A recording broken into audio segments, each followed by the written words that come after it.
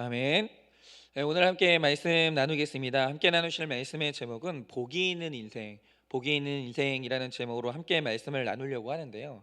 언제나 이제 구속사를 아는 우리들은 이 복이라는 단어를 들을 때 이 복이 무엇인지 기복과 반드시 분리하셔야 돼요.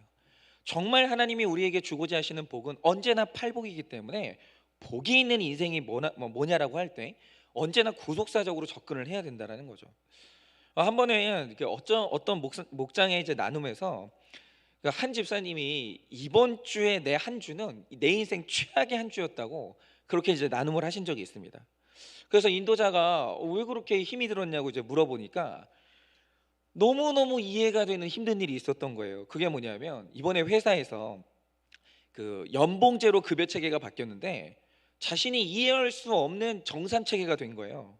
그래서 나는 하나도 혜택이 없었다는 거죠. 바뀐 게 없는데 입사 동기인 다른 사람은 자신보다 연봉이 1,000만 원이 더 올랐다는 거예요. 근데 이게 가능합니까? 만약에 이런 식으로 되면은 그 조직에서 이 사람한테 뭐 다른 사인을 보내는 거다 이렇게 뭐 이해할 수도 있는 굉장히 큰 문제잖아요. 그런데 진짜 직장에서 이런 일이 생기면 마음이 얼마나 심란할까요? 여러분, 이렇게 내 상식과 가치관에 맞지 않는 것 같은 일이 일어날 때 이 분하고 억울해서 그게 우리의 고난이 되는 거죠. 그러니까 이게 어떻게 받아들일 수 없는 일들이 일어나는 거예요. 특별히 이렇게 주님 뜻대로 열심히 예배하고 큐티하면서 내 죄를 보고 왔는데 나는 내 불성실함을 모르겠는데 이런 일을 주시는 하나님에 대한 원망도 같이 일어나는 거예요. 그러니까 신앙생활을 잘하는 분이면 분일수록 이런 일이 일어나면 두 배로 더 힘이 드는 거죠. 여러분, 예수님은 모든 병자와 약한 자를 고치시고 죽은 자를 살려 주셨습니다. 지금까지 우리가 이제 그 말씀을 봤죠. 그런데 다 고쳐 주시고 다 이게 풀어 주시는데 정작 세례 요한이 옥에 갇힌 사건에 대해서는 침묵하시는 거예요. 그럼 세례 요한이 두 배가 힘들겠죠. 언제나 의의 길을 걸어왔고 주님 오실 길을 열심히 예배했는데 그런데 예수님이 살아 계시는데 나는 옥에 갇혀 있는 거예요. 여러분, 그러면 예수님이 요한을 인정하지 않아서 요한을 예수님이 정죄해서 이런 일이 생겼을까요? 여러분, 차별 없이 주시는 치유와 회복의 은혜를 요한에게는 안 주시는 걸까요? 그렇다면 이 병자와 약한 자와 세례 요한 중에 누가 복 있는 인생일까요? 옥에 갇힌 자와 나음을 입은 자, 누가 더 복 있는 자냐 이거죠. 그래서 오늘 이걸 묵상하려고 하는데요. 첫째로 떠나는 인생이 복 있는 인생이라고 하십니다. 1절입니다. 예수께서 12제자에게 명하시기를 마치시고 이에 그들의 여러 동네에서 가르치시며 전도하시려고 거기를 떠나 가시니라. 제자들을 양육하신 예수님이 이제 가르치며 전도하려고 오늘 떠나십니다. 여러분, 양육은 제자들에게 집중적으로 하셨지만 전도는 여러 동네를 돌아다니면서 여러 사람에게 하시는 거예요. 그런데 이제 사실 이때쯤이면 치유의 소문이 많이 나서 예수님이 가만히 있어도 사람이 찾아오게 되어 있어요. 맛집이 그렇잖아요. 맛집이 뭐 광고합니까? 저기 골목 어디에 숨어 있어도 사람들이 찾아오잖아요. 마찬가지로 이때 예수님은 가만히 있어도 사람들이 찾아오던 때예요. 그런데 왜 예수님이 움직이셨을까요? 왜 떠나셨을까요? 여러분, 세계 곳곳에 성경이 들어가지 않은 곳이 없다고 해도 전도를 하려면 선교사가 들어가야 돼요. 왜냐하면 성경책보다 선교사의 삶을 통해서 복음이 전해지거든요. 여러분, 사람들이 온라인 예배 좋다 좋다 하지만 그러나 만나야 돼요. 왜 만나야 됩니까? 우리가 서로의 인격을 통해서 배우는 게 훨씬 많기 때문이에요. 그래서 성도는요, 직접 가야 되는 거예요. 전달만으로는 안 되는 게 있는 거예요. 예수님도 제자들에게 전한 가르침을 삶으로 보여주려고 직접 전도의 길을 떠나시는 거예요. 여러분, 바로 이겁니다. 말로 옳은 얘기 한다고 그게 그 사람에게 감화가 되고 전달이 되고 믿어집니까? 아니에요. 떠나는 적용이 있어야 되는 거예요. 돈 욕심 내지 마라. 말하면 성도님들이 다 그 적용합니까? 아니에요. 목사가 먼저 돈에서 떠나야 돼요. 움직이는 삶을 보여줘야 되는 거예요. 보여주지 않는 건 남지 않아요. 여러분, 전도를 위해서 나도 예수님처럼 오늘 떠나야 될 곳이 있습니다. 전도를 위해 이사도 가고 취업도 해야 돼요. 움직이는 게 있어야 된다는 거죠. 그런데 이 떠난다는 것을 내면 적용의 차원으로 생각해 볼 때 전도를 위해서는 나의 전도를 방해하는 습관과 생각과 행동과 가치관에서 떠나야 될 부분이 뭔지를 생각해 볼 수 있다라는 거예요. 그러니까 전도하려고 떠나야 될 그게 있다라는 거예요. 일평생 가지고 있었던 악한 습관 있죠. 그 전도하려면 혈기 버려야 돼요. 그 전도하려면요, 악한 중독에서 떠나야 되는 거예요. 전도하려면요, 자녀에게 날마다 보여주는 그 이중적인 모습 있죠. 거기서 이제는 그만 떠나야 돼요. 여러분, 큐티 적용은 이런 식으로 하는 거예요. 내가 말로 구호로 전도하고 외친다고 전도가 되겠습니까? 여러분, 전도가 뭡니까? 전도는 복음을 선포하는 거예요. 그럼 복음이 뭐예요? 복음은 기쁜 소식이거든요. 기쁜 소식을 전하는 활동이 전도예요. 그러기 위해서는 내 기쁨이 전달돼야 된다는 거예요. 내가 기뻐야 돼요. 내가 기쁘지 않으면 내 언어는 전달이 안 되는 거예요. 가족이 부도가 나고 술을 먹고 가출을 했어도 전도하려면 거기서 기뻐야 되는 거예요. 내가 기쁜 얼굴을 보이지 못하면서 기쁜 소식을 전할 수가 없다는 거예요. 그러므로 전도하기 위해서는요, 이게 중요한데, 내가 기쁘지 못한 모든 생각과 행동에서 내가 떠나야 돼요. 거기에 머물러 있으면 안 된다는 거예요. 오늘 전도하기 위해서 내가 떠나야 될 나의 생각과 나의 감정은 무엇이 있을까요? 일평생 머물러 있는 거 있죠. 나는 죽어도 용서 못해. 그러니까 여기를 못 떠나는 거예요. 제가 그랬죠. 제가 저희 부모님에 대해서 죽어도 용서 못해. 난 죽어도 죽는 그날까지 이해 안 할 거야. 여러분, 여기서 떠나지 못하잖아요. 제가 저희 성도님들한테 날마다 강단에서 부모에게 잘하십시오, 부모에게 효도하십시오, 아무리 설교를 해도요, 이게 안 들어가는 거예요. 안 들어가는 거예요. 내가 떠나야 될 게 있다라는 거죠. 여러분, 방금 말씀하신 그 집사님은 이렇게 연봉의 문제 때문에 최악의 한 주를 맞았어요. 그런데 이 집사님이 충분히 분노할 만한 사건을 가지고 큐티로 하나님 말씀 앞으로 갔어요. 그러니까 이 큐티를 한다는 게 이렇게 무서운 거예요. 상황과 상관없이 때 되면 큐티하는 거예요. 근데 그때 고백한 게 뭐냐면, 예전에 내 생각과 방식대로라면 나처럼 억울한 사람들을 모아서 이 분노를 일으키고 선동하고 이게 뭐냐 이러면서 데모를 할 텐데, 말씀을 통해서 하나님의 음성에 귀를 기울이고 그렇게 하나님 말씀을 들었더니 하나님께서 내 입을 닫게 하셨다라는 거예요. 그러니까 하나님 앞에서 말씀을 받으니까 하나님이 그 사람을 끌고 분노의 자리에서 떠나게 하시더라는 거예요. 그리고 이 사건을 통해서 오히려 내 속엔 내가 떠나야 될 악한 생각들과 이 마음들을 보게 하셨다고 그렇게 얘기했습니다. 그래서 이제 큐티를 시작하면서 이 자기 삶의 변화가 너무 놀랍다고 그렇게 이야기를 하는데, 이래야 전도가 돼요. 이래야. 아무리 큐티를 하고 교회를 다녀봐도 꿈쩍도 안 하고 떠나지 아니하고 변화가 없고, 여러분, 그런 사람의 언어를 통해서는 변화되지 않는다는 거죠. 자, 그런데 이 집사님 집에 이날 친한 동생 부부가 오기로 했는데, 이분이 이제 전도를 하고 싶은 거예요, 이 사람들을. 그런데 뭐 어떤 말로 전도해야 될지 모르겠다라는 거죠. 그래서 인도자가 해준 처방이 그거예요. 오늘 이 나눔이 복음이라고. 뭐 복음은 뭐 교리 같은 걸 막 뭐 화려하게 전달하는 게 아니고, 당신이 오늘 예수님 믿고 떠나게 된, 분노에서 떠나게 돼서 평안하게 된 그 사건, 이게 복음이라고. 이걸 전할 때 훨씬 더 파워풀하고 능력이 있다라는 거예요. 여러분, 우리가 삶으로 복음을 전하려면 날마다 떠나야 될 육신의 정욕과 안목의 정욕과 이생의 자랑이 있습니다. 저도 있어요. 저도 물욕이 너무 강한 사람이기 때문에 자고 일어나면 세상에 너무 신기한 신제품들이 너무 많이 나와 있는 거예요. 거기서 맨날 떠나는 거예요. 이번 주에도 무슨 뭐 어느 자동차 회사에서 전기차가 나왔다고 하는데, 그걸 남자들은 그거 들여다보고 있으면 홀딱 빠지거든요. 얼마나 신기한지. 야, 세상에 이제 석유가 아니라 전기로 가는 자동차가 나왔구나. 근데 그거 가만히 들여다보고 있으면요, 물욕이 여기서 계속 생기는 거예요. 날마다 있잖아요. 그거 떠나는 거예요. 여러분, 내 힘으로는 떠날 수 없는 것이 너무 많습니다.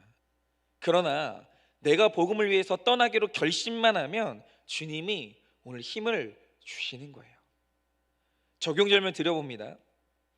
전도를 위해 내가 떠나야 할 가치관은 무엇입니까? 전도를 위해 내가 떠나야 할 가치관은 무엇입니까? 돈의 문제에 있어서, 관계의 문제에 있어서, 여러 가지 내 삶에서 떠나야 될 여러분의 가치관은 뭐가 있을까요?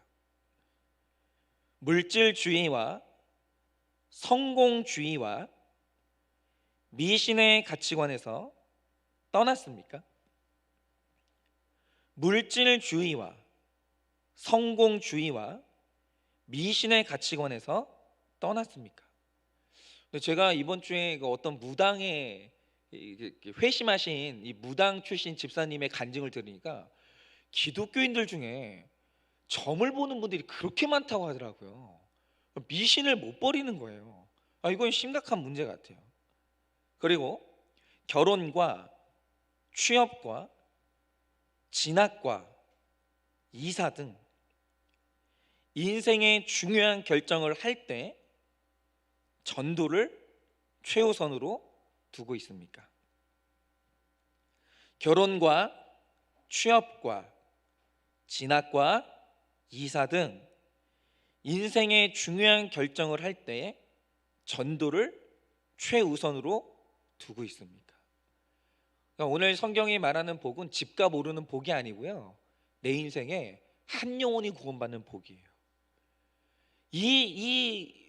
영혼 구원을 중심으로 여러분들이 결정하고 있냐라는 거죠.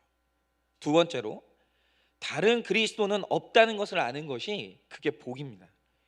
2절에서 3절입니다. 요한이 옥에서 그리스도께서 하신 일을 듣고 제자들을 보내어 예수께 여짜오되 오실 그이가 당신이오이니까 우리가 다른 이를 기다리오리이까. 광야에서 예수님을 소개하면서 회개와 심판의 메시지를 전하던 이 신실한 세례 요한이 옥에 갇혔어요. 그런데 이 요한이 얼마나 대단한 사람인가 하면요, 지금 대통령의 버금가는 직분이 왕이잖아요. 그런데 이때 왕과 대통령은 달라요. 여러분, 지금 대통령이 자기 맘대로 할 수 있는 게 몇 가지나 됩니까? 얼마나 견제하는 게 많은데, 언론도 견제하죠, 국회도 견제하죠, 사법체계도 견제하죠. 여러분, 지금 시대에서, 민주화된 시대에서 대통령이 자기 마음대로 했다가 임기 끝나면요 감옥 갑니다. 여러분, 그런데 이 당시 왕은요 견제 세력이 없어요. 절대 왕정이에요. 훨씬 더 무서운 존재입니다. 그런데 왕인 헤롯이 내 마음대로니까 이 왕인 헤롯 안티바가 자기 동생의 아내를 취해서 결혼했어요. 친동생의 아내를. 그런데 이 요한, 세례 요한이요, 그 최고 권력자를 향해서 거침없이 그 불륜이라고, 그거는 로맨스가 아니라 불륜이라고, 그러고도 당신이 유대민족의 지도자가 될 수 있는가, 이렇게 누구도 못할 말을 용감하게 그것을 비판하다가 감옥에 갔어요. 죄지어서 감옥 간 게 아니고요, 옳은 얘기하다가 감옥 간 겁니다. 자, 그런데 문제는 누구보다 귀한 일을 감당하다가 옥에 갇혔는데 예수님이 다른 사람들을 고쳐주시면서 정작 가장 의로운 나는 감옥에서 꺼내주질 않는 거예요. 이게 두 배가 힘든 거예요. 두 배가. 여러분, 만약에 저희 아버지가 목회를 하시다가 교통사고가 나서 감옥에 가셨을 때 그때 제가 사춘기였으면 저는 예수 안 믿습니다. 못 모르는 어릴 때 그런 일을 당했으니까 제가 이렇게 넘어간 거지, 만약에 사춘기 때 그런 일이 있었으면 저는 그냥 안 넘어가요. 하나님 때문에 두 배는 힘든 거예요. 아니, 하나님 없이 재수 없어서 이렇게 교통사고 나서 감옥 갔다고 하면 이해가 되죠. 얼마든지 재수 없을 수 있으니까. 그런데 하나님 섬기는 목사님이 그것도 예배에 늦지 않으려고 차를 몰고 가다가 교통사고 나서 애가 다친 게 아니고 죽었어요. 그러면 이때는 어떻게 되냐면 하나님이 용서가 안 되는 거예요. 여러분, 그러니까 이 세례 요한이 헷갈리기 시작합니다. 이거 예수가 하나님이 아닌가? 내가 다른 사람 믿어야 되나? 이렇게 하면서 예수님이 내 삶의 메시아인 것이 의심이 되는 거예요. 그리고는 자기 생각과 자기 의로움에 몰두해서 자신의 기도에 응답하지 않는다고, 내가 원하는 대로 인생이 돼야 된다고 그렇게 예수 그리스도를 구하는 거예요. 그런데 여러분, 전도서 8장 17절에서 성경은 이렇게 가르칩니다. 또 내가 하나님의 모든 행사를 살펴보니 해 아래에서 행해지는 일을 사람이 능히 알아낼 수 없도다. 사람이 아무리 애써 알아보려고 할지라도 능히 알지 못하나니 비록 지혜자가 아노라 할지라도 능히 알아내지 못하리로다 이랬어요. 여러분, 우리는요 하나님이 왜 그 일을 행하시는지 그 큰 그림을요 절대 못 담아요. 하나님의 큰 그림이라는 것은 1대, 2대, 3대 뭐 이런 식의 그림이 아니에요. 전체 구속사의 몇천 년의 역사를 통으로 놓고 하나님께서 일하시기 때문에 하나님의 그 전체 그림을 인간은 몰라요. 그러니까 오늘 나에게 일어나는 일이 사소한 일 같죠? 아니에요. 그 구속사에서 그거 하나도 틀어지면 안 돼요. 반드시 의미 있는 사건이에요. 그러니까 주님의 길을 예비하면서 광야에서 외치게 하는 것이 하나님의 뜻이었다면, 그리고 지금 감옥에 갇힌 것도, 감옥에서 죽게 하신 것도 하나님의 뜻이라면 그 이유가 있는 거예요. 구속사에서 그래야 되는 이유가 있어요. 그런데 지금 우리가 신학적인 눈으로 보면 왜 이때 세례 요한이 죽어야 되는지 그게 신학적으로 규명이 되죠. 세례 요한은 구약의 마지막 사람이고 예수님은 신약의 첫 사람이기 때문에 예수님의 새 시대가 오려면 세례 요한이 어쩔 수 없이 순교해야 돼요. 그러니까 이게 의미가 없는 게 아니라는 거죠. 반드시 선한 의미가 있어요. 그런데 세례 요한은 모르는 거예요. 그러나 믿음으로 받아들이는 거죠. 여러분, 하나님의 응답이 내 뜻과 다르다고 나를 만족시켜줄 다른 그리스도를 찾아서는 안 되는 겁니다. 여러분, 다 내 머릿속에 이해하도록 하나님이 움직이시는 게 아니에요. 야, 이러면 참 좋겠는데? 여러분, 이런 식으로 내가 좋다는 방식으로 하나님이 움직이지 않아요. 그런다고 내가 하나님을 바꾸면 안 된다는 거예요. 여러분, 다른 그리스도는 없어요. 외모의 그리스도와 입시의 그리스도와 재물의 그리스도를 기다려도 그것들이 나를 구원하지 못해요. 내가 결혼을 딱 해봤다고 하죠. 이거 내가 원하던 사람이 아니에요. 그러면 나를 구원해줄 다른 아내가 있냐라고 하면 그런 아내는 없는 거예요. 지금 나에게 주신 그 여자랑 잘 살아야 되는 거예요. 여러분, 다른 그리스도는 없는 거예요. 그런데 이렇게 혼란스러운 와중에서 요한이 잘한 게 있어요. 그게 뭐냐면 예수님께 물었다는 거예요. 그런데 가룟 유다는요 예수님께 묻지 않고 끝까지 자기 생각을 고집했어요. 그래서 이 가룟 유다가 구원의 기회를 놓친 거예요. 여러분, 해결되지 않는 사건을 보면서 의심하고 실족하기도 하는 것이 우리의 모습입니다. 그럼에도 예수님께 묻는 사람은 그 소망이 있는 거예요. 묻는 인생이 최고입니다. 내 질문이 어리석어서 야단을 맞더라도 예수님께 끈질기게 물어야 되는 거예요. 왜입니까? 이유가 뭡니까? 그러면 주님께서 주님의 뜻과 계획을 깨닫게 하시고 그 완성된 그림을 언젠가는 보여주시는 거예요.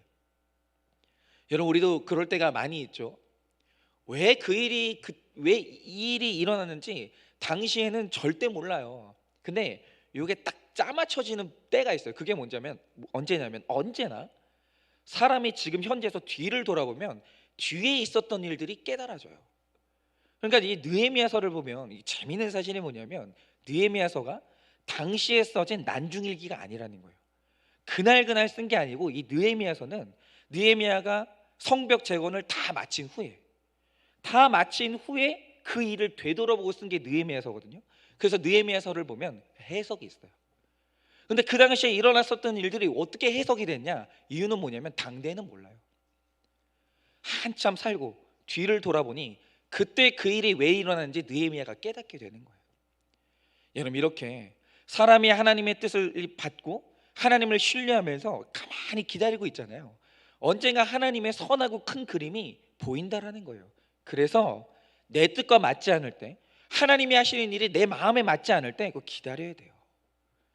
다른 신을 찾아 나서는 것처럼 어리석은 게 없다라는 거예요. 적용 질문 드립니다.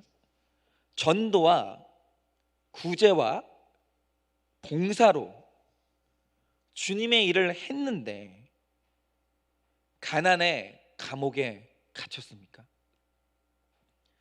이런 분들 너무 많죠. 진짜 이렇게 열심히 선교했는데 어떻게 내 사업을 이렇게 망칠 수가 있는가? 그런 분들 너무 많아요. 전도와 구제와 봉사로 주님의 일을 했는데 가난에 감옥에 갇혔습니까? 질병에 감옥에 있습니까? 질병에 감옥에 있습니까? 거기에서 꺼내주지 않으신다고 이제는 돈과 건강에 그리스도를 찾고 있습니까? 거기에서 꺼내주지 않으신다고 돈과 건강에 그리스도를 찾고 있습니까? 아니면 예수님만이 나를 구해 주실 분임을 신뢰하며 잠잠히 기다리고 있습니까? 아니면 예수님만이 나를 구해 주실 분임을 신뢰하며 잠잠히 기다리고 있습니까? 세 번째로 복 있는 인생은 실족하지 않습니다. 그런데 이 제목이 재밌지 않으세요? 그러니까 복 있는 인생은 실족할 일이 없는 게 아니라 실족할 일이 있는데 실족하지 않는 거예요. 여러분 이 차이를 아셔야 돼요. 4절 5절입니다. 예수께서 대답하여 이르시되 너희가 가서 듣고 보는 것을 요한에게 알리되 맹인이 보며 못 걷는 사람이 걸으며 나병 환자가 깨끗함을 받으며 못 듣는 자가 들으며 죽은 자가 살아나며 가난한 자에게 복음이 전파된다 하라. 내가 다른 그리스도를 기다려야 됩니까? 이렇게 묻는 세례 요한에게 예수님은 내가 그리스도라고 말하지 않으세요. 대신 메시아의 치유와 회복 사역을 예언한 이사야서 말씀으로 대신하십니다. 그러니까 성경 지식으로만 알고 있는 메시아와 이사야서에서 나오는 이 구속의 메시아를 일치시키지 못한 요한을 말씀으로 양육하시는 거예요. 여러분 하나님을 의심하는 사람들에게 우리가 대답할 것은 예수 천당 불신족 이렇게 단순한 말이 아니라 나를 살리신 하나님의 말씀이에요. 그러니까 소경이었던 내가 보게 되고 죽은 자 같았던 내가 살아났다고 듣고 보고 체험한 것을 그대로 전하면 되는 거예요. 그러니까 내 삶에 간증이 있냐라는 거죠. 그러니까 내가 내 인생의 목적이 영혼 구원인데 간증이 없다. 여러분 이거는 무기가 없는 거예요. 간증이 있어야 되는 거예요. 그래서 내가 그 말씀 듣고 내가 어떤 눈을 떴냐라는 거죠. 어떻게 살아났냐라는 거죠. 그래서 저는 그 모든 훈련의 하이라이트는 뭐냐면 간증문의 완성이에요. 그러니까 간증문이 완성된다는 것은 뭐 누구 남에게 좋은 게 아니고요. 그 사람이 이제 영혼 구원을 할 수 있는 가장 좋은 무기를 얻었다라는 뜻이에요. 그래서 제가 훈련이 끝나고 이제 훈련 끝난 다음에 예배 시간에 간증 시간이 있잖아요. 가만히 보잖아요. 보면은 보통은 이제 제가 이제 그 주일날 이렇게 예배 영상을 올릴 때 예배 순서를 전체 다 올려놓은 영상을 올리고 설교만 자른 영상을 올려요. 그런데 보통은 설교 영상이 더 이제 조회수가 높거든요. 그런데 제가 가만히 보니까 간증이 들어가잖아요. 간증이 들어갔을 때의 그 예배 영상은 예배 전체 영상이 더 높아요. 조회수가. 왜냐? 간증이 능력이 있거든요. 그 간증이 능력이 있거든요.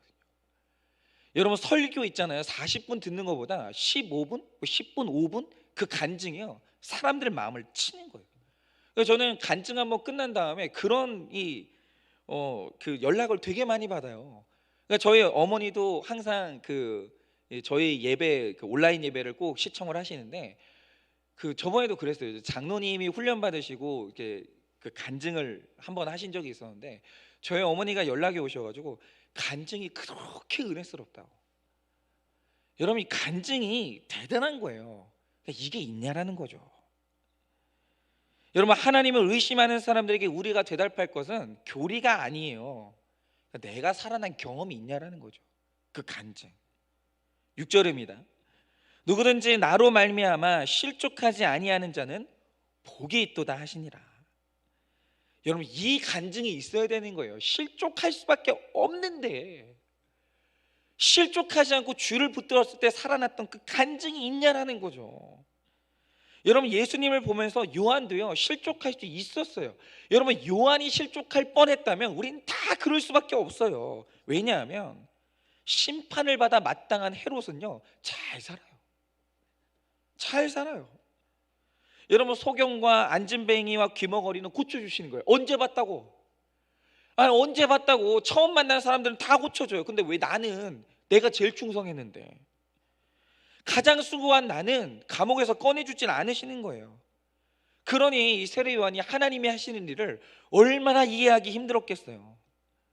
여러분, 우리 생각에도 비판받아 마땅한 사람들이 우리 주변에 많습니다. 저거 사업 망해야 될 것 같은데, 계속 돈 버는 거예요. 나는 흥해야 될 것 같은데 나는 계속 사업이 어려워지는 거예요.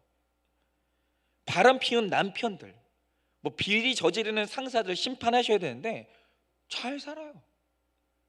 또 내가 이렇게 힘든데 우리 가정은 안 살아나는데 옆집 가정들은 다 살아났다라는 거예요. 그러면 온전히 기뻐하는 게 너무 힘들어요. 더욱이 심판받아 마땅한 그 사람 때문에 내가 감옥에 갇혔다고 하면 하나님이 나를 미워하신다고 생각할 수 있고 충분히 실족할 수 있죠. 그러니까 저도 목회를 하다 보면 그러니까 이해할 수 없는 일들이 너무 많이 일어나요. 뭐라고 할 말이 없어요. 그런데 왜 하나님은 세례 요한에게 죽으라 하실까요? 장수시켜줘도 모자른 판에 왜 이런 역할을 주실까요? 제가 신방을 가보면요, 부부가 같이 믿음이 좋은 경우는, 똑같이 믿음 좋은 경우는 거의 없어요. 거의. 아내든 남편이든 한쪽 믿음이 더 좋은 때가 거의 80%예요. 그런데 이 자기 죄를 보라고 이제 그 가정에 가서 회개하라고 이 회개의 메시지를 전하면 어느 쪽이 당당하고 어느 쪽이 고개를 숙이는지 아십니까? 이상한 게 뭐냐면 회개하라는 말을 믿음 좋은 쪽은 자기 말로 받아들이고 항상 고개를 숙여요.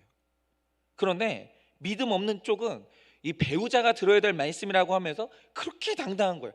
오늘 목사님 말씀 들으니까 속이 다 시원하다는 거예요. 그런데 그 속이 시원한 그 사람이 누구냐? 어김없이 믿음 없는 사람. 믿음 없는 사람은 언제나 회개하라는 말을 듣고 속이 시원해요. 근데 믿음 좋은 쪽은 언제나 회개하라는 말을 들으면 가슴이 무거운 거예요. 내 얘기니까. 여러분 보세요. 죽으라는 거예요. 누구 하나는 죽어야 된다는 거죠. 그런데 이 죽어야 된다는 말씀이 왜 믿음 좋은 세례 요한에게 임했는가? 수준 높기 때문이에요. 실족하지 않을 사람이니까. 여러분, 언제나 구속사에서 그런 힘든 말씀은요 믿음 좋은 사람에게 주시는 거예요. 그래서 꼭 그러죠. 이런 힘든 말씀이 임하면 저는 믿음이 안 좋은데 그러니까 하나님이 제 믿음을 잘못 판단하신 것 같아요. 그런데 중요한 사실이 뭐냐면 고난이 있을 때 다들 궁시렁궁시렁 돼요. 막 궁시렁궁시렁 되는데, 근데 있잖아요, 믿음 좋은 사람들은 안 떠나요. 감당해내요. 그걸 반드시 해석해내요. 하나님은요 그걸 아세요. 근데 평소에 믿음 좋은 것 같아도 있잖아요, 작은 돌뿌리에 넘어져가지고 교회 떠날 사람이 누군지도 하나님은 아시는 거예요. 그래서 어떤 말씀이 와도 그것이 나에게 주시는 하나님의 음성으로 들을 줄 아는 사람이 그 집안에서 수준이 높은 사람이에요. 제가 예전에 그 한 지체를 만났는데 이 지체가 결혼하는 과정에서 그렇게 반대를 당했다는 거예요. 그런데 저한테 하는 말이 그거예요. 목사님, 저는 살면서 이런 반대를 경험해 본 적이 없대요. 나도 괜찮은 사람인데 내가 왜 이 결혼을 하면서 이런 반대를 당해야 되는지 지금도 납득이 안 된다는 거예요. 근데 저는 가만히 그 형제를 보고 있으면요 두 가지 생각이 드는 거예요. 첫째는 뭐냐? 하나님이 그 형제를 사랑하시는 거예요. 그거 있어야 될 일이에요. 그 형제 앞날에 있어서요 그런 반대도 경험해야 돼요. 그것마저 없으면 너무 잘나가지고 이거 어떻게 될지 모르겠는 거예요. 두 번째는 뭐냐? 수준이 높더라고요. 수준이 높으니까 하나님이 그런 반대도 경험하게 하시는 거예요. 궁시렁궁시렁 돼요. 근데 떠나질 않아요. 그러니까 하나님께서 그런 것들을 허락하시는 거예요. 그래서 교회에서 가장 미숙한 사람이 누구냐고 하면 죄에 대한 말씀 중에 내가 들을 말씀이 하나도 없는 의인들이에요. 그러니까 이런 거죠. 내가 그러니까 계속 회개에 대한 말씀, 죄에 대한 말씀을 전하고 있는데 이게 체울이 안 된다. 한 번도 아프지 않고 눈물도 안 나고 자꾸 그 설교 들을 때마다 누가 다른 사람이 생각나요. 그 사람이 그 교회에서 가장 미숙한 사람이에요. 내가 수준 높고 의인이라서 공감이 안 되는 게 아니고 미숙해서 와닿지가 않는 거예요. 그래서 회개하라는 말씀이 내 말씀으로 안 들리는 사람은 사실 기분 나빠야 돼요. 왜냐하면 하나님이 그 사람의 수준을요 낮게 보시는 거예요. 여러분, 우리 마찬가지입니다. 제가 혹시 어디 신방을 가서 듣기 좋은 말만 전한다, 그럼 저는 그 사람이 어려운 거예요. 저는 편한 사람한테 막말해요. 그게 구속사거든요. 그러니까 이제 만만해서 이 사람 밟아도 뭐 네가 어쩔까 이래서 그런 게 아니라 영적으로 통하잖아요. 구속사가 통하면 저는 그냥 막말해요. 해야 될 말을 다 해요. 그런데 제가 어딜 가가지고 늘 격려하고 좋은 얘기만 한다, 그 말 뜻이 뭐냐면 불편하다, 그 뜻이에요. 말을 못 하겠는 거예요. 그러니 제가 목장이든 신방이든 뭐 듣기에도 무서운 말씀을 막 전한다. 뭐 예를 들어서 막 이런 거죠. 뭐 어디를 가면은 뭐 개업 신방을 하면 있잖아요. 그날 본문이 흉한 말씀이라도 다 전할 수 있는 사람이 있다고 하죠. 그럼 그분은 있잖아요. 저한테 편한 분인 거예요. 이 말씀을 해도 이분은 구속사적으로 다 받는 분이기 때문에 하는 거예요. 그런데 어딜 가면요, 잘 되기를 바랍니다, 뭐 축복합니다, 뭐 이런 말씀만 전하는 분들이 있다고 하죠. 그런 분들은 제가 불편한 분들인 거예요. 여러분, 그분의 믿음을 저도 인정하고 하나님이 인정하시기 때문에 듣고 싶은 말이 아니라 들어야 될 말을 할 수가 있는 거예요. 근데 이제 교회 수준이 전체적으로 높아진다는 말의 뜻이 뭐냐면 교회의 언어가 주로 이런 언어가 되면 이제 교회 수준이 높아진 거예요. 듣고 싶은 말을 서로 해주는 게 아니라 들어야 될 말을 해주는 거. 예를 들어서 뭐 여성들은 막 그런 거죠. 아니, 그러기 되게 민망해요. 아니, 여자들은 엘리베이터에 타잖아요. 어머 이뻐졌네. 어머 반쪽 됐어. 어머 어떻게 그렇게 살 뺐어? 하나도 안 빠진 것 같은데. 아니 뭐 남자들 눈에 볼 때 예쁜 것 같지도 않은데 여자들은 있잖아요, 그렇게 듣고 싶은 얘기를 잘해줘요. 그렇게. 근데 교회 가요 있잖아요, 그런 식이 되잖아요. 그 교회 수준 낮은 거예요. 구속사가 하나도 없는 거예요. 근데 교회라는 곳은 뭐냐면 수준이 높은 교회는 전체적으로 이제 언어가 어떤 언어가 돼야 되냐면 집사님 그러면 안 된다고. 집사님 그 남편에게 복종하셔야 된다고. 아니 집사님 아내가 왜 그러겠냐고. 집사님이 사랑 안 해줬으니까 그런 거 아니냐고. 집사님 사랑 좀 해주라고. 왜 맨날 그러냐고. 여러분, 이런 식으로 들어야 될 말을 해주는 게 그게 수준 높은 교회의 언어예요. 그게 품격이에요. 그게 영성이고. 여러분, 제가 아무 데서나 회개의 복음 구속사를 전하는 게 아니에요. 저도 눈치 빨라요. 아무 데서나 쓴소리하지 않습니다. 그 말씀에 실족하지 않고 믿음의 수준 되는 요한 같은 사람에게만 그런 말씀이 임하는 거예요. 그걸 아셔야 되는 겁니다. 여러분, 분명히 오늘 예수님은 실족하지 않는 자가 복된 사람이라고 해요. 그러니까 복된 사람한테만 실족할 만한 쓴소리를 해주시는 거예요, 예수님이. 여러분, 이 구속사가 이제 이해가 되십니까? 여러분, 복 있는 사람은 어떤 말씀이 내게 와도 내가 들어야 될 말을 듣고 순종을 하는 거예요. 또한 하나님이 어떤 사건을 주셔도 하나님께서 하시는 일로 실족하지 않는 거예요. 여러분, 내 생각과 하나님의 생각은 다릅니다. 여러분, 뭐 내 자녀가 뭐 맨날 잘 돼야 뭐 하나님이 좋은 하나님입니까? 그런 거 아닙니다. 여러분, 하나님의 뜻을 깨달을 때까지 기다려야 돼요. 하나님은 늘 선해요. 하나님이 우리에게 준 것 중에 복이 아닌 건 없어요. 여러분, 택자가 어떤 일을 당했다, 하나님이 어떤 사건을 주셨다, 반드시 그거 내 구원과 거룩하고 관계 있는 거예요. 하나님은 우리에게 좋은 것을 주지 않는 적은 없어요. 그러나 해석이 안 될 뿐이죠. 회개하라고 심판이 가까이 왔다고 외치는 것만 잘하는 사람이 아니라 의를 위하여 핍박받으며 감옥에 갇히는 것도 잘해야 복 있는 사람이에요. 여러분, 누구보다 예배와 11조와 큐티를 열심히 해도 하는 일마다 안 될 수 있어요. 그런 경우 있어요. 하는 일마다 안 될 수 있습니다. 그런데 세례 요한처럼 모든 것을 말씀대로 잘해도 안 되는 사람이, 오늘 분명히 예수님이 말씀하시는 게 뭐냐면 사람이 낳은 자 중에 요한보다 위대한 자는 없다라는 거예요. 그런데 하는 일마다 안 돼요. 심지어는 감옥에 갇혀 죽어요. 그런데 그 가운데서도 실족하지 않는 것을 보여주는 것이 요한의 사명이었다는 거예요. 그래서 이 세례 요한은 여자가 낳은 사람 중에 예수님보다 더 큰, 요한보다 더 큰 사람은 없어요. 여러분, 어떤 목회자 가정에서 자란 사모님이 이제 그런 말씀을 하셨습니다.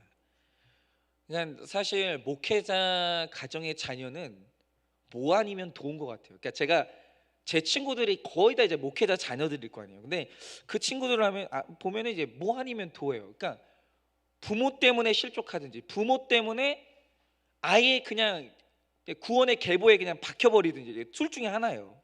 근데 이 사모님 같은 경우는 뭐냐? 객관적으로 내 부모를 보면 진짜 내 부모가 교회 사랑해요. 진짜.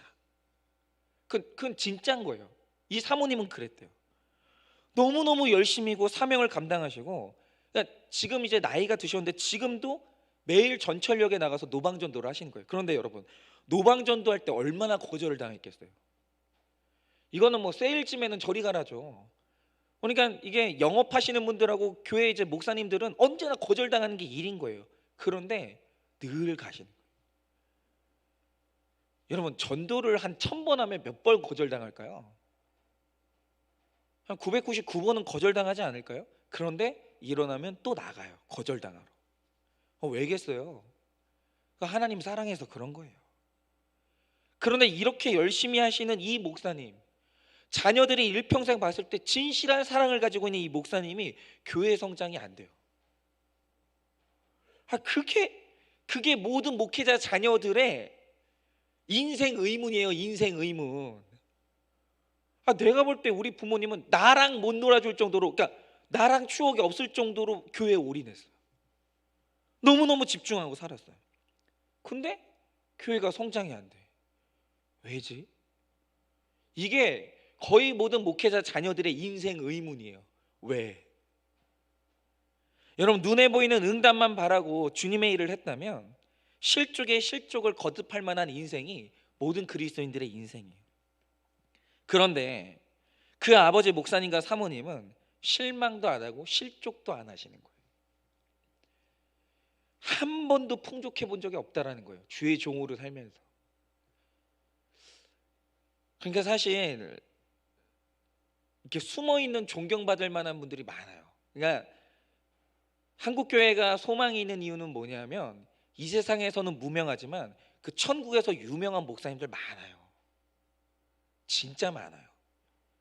근데 이분들이 왜 이러냐라고 하면 이분이 실망도 안 하고 실족을 안 하는 거예요. 그러니까 이 자녀들이 부모님을 통해서 배우는 거예요. 그게 다가 아니구나. 하나님을 믿는다는 것은 이 땅에서 잘 되는 게 다가 아니구나. 그리고 어쩌면 이 땅에서 칭찬받고 대접받고 그 유명하게 되는 사람들 있잖아요. 그 사람들이 더 천국 가기 힘들지 않을까? 그러니까 그분들을 정죄하는 게 아니에요. 서로의 입장이 다르지만 그분들은 또 얼마나 힘들겠어요. 이 땅에서 가는 데마다 대접받고 갈 때마다 다 알아봐. 혹시 누구 목사님 아니세요? 다 알아봐요. 근데 그분들은 또 겸손하게 얼마나 어렵겠어요. 얼마나 하는 것마다 잘 되면 그거 얼마나 어렵겠어요. 그런데 오히려 뭐 이 실족하지 않은 이 목사님들 보면은 딱 그랬다는 거예요. 이 사모님이 이 부모님을 나중에 존경하는 이유가 뭐냐면, 이분들이 그렇게 어려웠는데 자녀들을 향해서 야, 목회만큼 영광스러운 게 없어. 어차피 어떤 직업을 해도 고생스러운 게 인생인데 어차피 고생할 거면 주를 위해 고생하라고. 여러분, 이런 부모님 밑에서 예수 떠나는 자녀가 나오겠습니까? 불가능해져. 그래서 어떻게 됐냐? 그 집에 자녀가 2명인데 둘 다 주를 위해 충성해요. 이제 예수를 부인할 수 없는 거예요. 근데 지들이 잘나서 이렇게 됐냐? 그게 아니라 부모가 훌륭한 거예요. 딱 세례 요한 같은 거예요. 아니 우리가 볼 때는 침 뱉고 예수 떠나도 할 말이 없는데 예수 안 떠나는 거예요. 근데 예수만 안 떠나는 게 아니라 야 너도 나처럼 살아라. 야 내가 살아보니까 야 주를 위해서 고생하는 것만큼 가치 있는 게 없더라. 여러분 이런 부모 밑에서 태어났는데 예수 떠날 수 있습니까? 그러니까 이런 가정이 가문이 되는 거예요. 그러니까 나 혼자 믿다 끝나는 가정이 있고 신앙이 대물림 되는 가문이 있거든요. 근데 이 가문이 되려면 어떻게 되냐? 요걸 보여줘야 되는 거예요. 실족할 수밖에 없는데 실족을 안 해요. 그러니까 거기서 내 부모의 굉장히 높은 신앙의 수준을 보는 거예요. 여러분 그리고 이렇게 환경에 실족하지 않고 전심으로 주를 쫓는 이 믿음 가운데서 큰 인물이 나오는 거죠. 여러분 하나님의 생각은 우리의 생각과 달라요. 다릅니다. 여러분 세례 요한이 주님의 일을 하고 옥에 갇혔어도 끝내 나오지 못했어요. 그리고 거기서 목배임을 당했어요. 그런데 실족하지 않았다는 거예요. 그리고 주님이 그 믿음을 향해서 뭐라고 하셨냐면 여자가 낳은 자 중에 가장 큰 자라고 하셨어요. 여러분 복 있는 사람은 실족하지 않는 사람이에요. 여러분은 어떤 실족할 일을 당하셨습니까? 저도 제 일평생에 이제 과제는 그거겠죠. 제 딸이 이제 저희 할머니는 저희 아버지한테 믿음을 물려주셨고, 근데 이제 그거잖아요. 그렇게 보릿고개 가운데 힘들고 자식이 둘이 죽었고 손주가 나보다 둘이 먼저 죽었어요. 그런데 실족하지 않았어요. 그래서 그 실족하지 않는 믿음으로 저희 아버지가 물려받았고 저희 아버지는 감옥에 가고 뭐 일평생을 힘들게 살았는데 실족하지 않았어요. 그래서 우리가 그 신앙을 물려받았거든요. 그럼 이제 제가 제 자녀에게 보여줘야 될 게 뭐겠어요? 그 어려운 순간에 실족하지 않는 거예요. 여전히 주님 사랑하는 거예요. 그럼 이제 제 딸에게도 이 신앙이 대물림 되겠죠. 여러분 하나님이 주시는 응답이 내가 기대했던 것과 달라도 하나님의 뜻을 다 알 수 없어도 하나님이 나를 아시기 때문에 실족하지 말아야 돼요. 말할 수 없는 상처와 옥에 갇힌 나의 고통을 주님이 아신다라는 거예요. 그러므로 오늘 우리가 결론을 내야 돼요. 다른 그리스도는 없어요. 다른 그리스도는 없어요. 그래서 내가 잠깐 실족해서 다른 그리스도를 찾아서 떠났다면 여러분 거기서 빨리 떠나셔야 됩니다. 다시 돌아오셔야 돼요. 예수님만이 나의 구세주이신 것을 알고 그분을 신뢰할 때 실족하지 않는 복 있는 인생을 살 수 있고 내 자녀가 내 모습을 보고 또한 이 믿음의 계보에 구원의 계보에 올라가는 거예요. 여러분 오늘 어떤 실족할 만한 일을 겪으셨습니까? 실족하지 마세요. 오늘 하나님께서 나에게 그 일을 행하신 이유는 뭐냐면 그가 나의 믿음을 인정하셨기 때문이에요. 여러분 실족하지 마십시오. 그리고 나를 바라보고 있는 불신자들과 내 자녀들에게 내 믿음을 증명하는 거예요. 여러분 그럴 때 하나님이 나도 칭찬하시고 우리 가정에 믿음의 계보를 있게 하셔서 여러분 정말 우리 가정에 신앙의 가문이 이루어지는 놀라운 은혜가 임할 줄을 믿습니다. 적용 질문 드려봅니다. 뭘 해도 안 되는 것 때문에 하나님 앞에서 우라를 터뜨리십니까? 뭘 해도 안 되는 것 때문에 하나님 앞에서 우라를 터뜨리십니까? 물질의 고난과 가족의 고난으로 옥에 갇혔어도 실족하지 않고 나의 환경에서 복음을 증거하고 있습니까?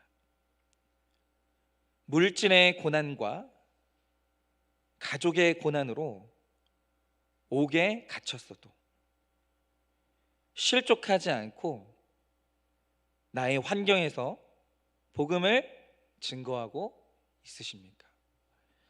이 시간에 우리 다 같이 찬양 같이 해보기를 원하는데요.